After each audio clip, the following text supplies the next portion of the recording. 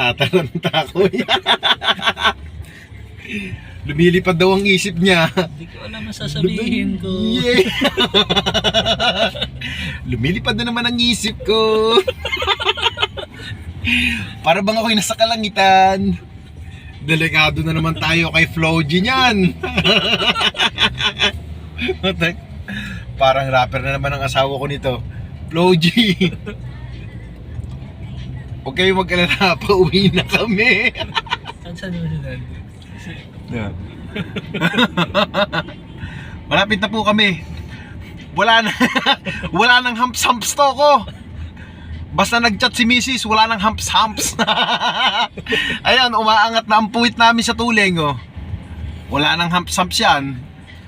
Buti hindi pa nagme-message si Floji. Dito mo to lalagay? Hindi, patras. Patras. Lagi may dala-dalang bao yan. Lumilipad na naman ang isip ko.